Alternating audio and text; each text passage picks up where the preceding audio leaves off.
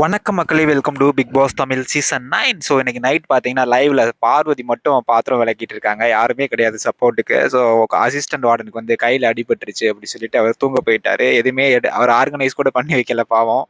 So Parvati தான் அது எல்லாத்தையும் சேர்ஸ் முதற்கொண்டு எல்லாத்தையுமே ஆர்கனைஸ் பண்ணி வச்சு பாத்திரம்லாம் விளக்கிட்டு இருக்காங்க. ஒரு ஆறுதலான விஷயம் என்னன்னா, இப்போ விக்கல் சீக்கிரம் வந்து அங்கே உட்காந்துட்டு இருக்காரு. ஒருவேளை அவங்க தனியாக பாத்திரம் விளக்குவாங்க அப்படிங்கிறதுக்காக உட்காந்துக்கிட்டு ஏதோ பாட்டு மாதிரி எழுதிக்கிட்டு இருக்காரு. அது ஒரு மட்டும்தான் அவங்களுக்கான ஆறுதலான விஷயம். ஸோ காலையிலேருந்து இன்னைக்கு ஃபுல் அண்ட் ஃபுல் வந்து எல்லா வேலையுமே காலையிலேருந்து சமைச்சு வெசல்ஸ் வாஷ் பண்ணி, ஸோ மதியம் சமைச்சு, ஸோ நைட்டும் சமைச்சு. ஸோ இதில் என்ன ஒரு பேட் திங் அப்படின்னு பார்த்தீங்கன்னா, சமைக்கிறதுக்கு வந்து ஹெல்ப் கேட்ட அமித் கூட வந்து பண்ணி கொடுக்கல. அப்புறம் சாண்ட்ராட்ட கேட்டு எல்லாமே பண்ணிட்டாங்க. ஸோ சாப்பிட்டுட்டு வந்து அதை கூட கேள்வி பண்ணிக்கிட்டு இருந்தாங்க, நல்லா இருந்துச்சு நல்லா இல்லை அப்படிங்கிறது மாதிரி.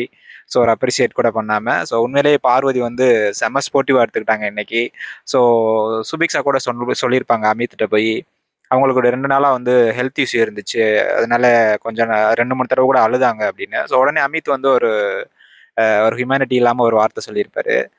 அதுக்கு என்ன பண்ணுறது, இதெல்லாம் தெரிஞ்சுட்டு தானே உள்ளே வந்திருப்பாங்க அப்படிங்கிற மாதிரி சொன்னாங்க. ஸோ அதுக்கப்புறம் சாண்ட்ரா சொன்னாங்க, பாவம் பார்வதி இன்னைக்கு ஃபுல் அண்ட் ஃபுல் நின்றுகிட்டே இருந்தா, ஆல்ரெடி ஒரு கால் வலி கூட இருந்துச்சு, அதுவும் ஹீல்ஸ் போட்டுக்கிட்டே நின்றுகிட்டு இருந்தா ரொம்ப பெயின்ஃபுல்லாக இருந்திருக்கும் அப்படின்னு அமித் கிட்ட சொன்னாங்க. அப்போ கூட அமித் கூட அதை வந்து அவ்வளோவா பெருசாக ஒன்றும் எடுத்துக்கல.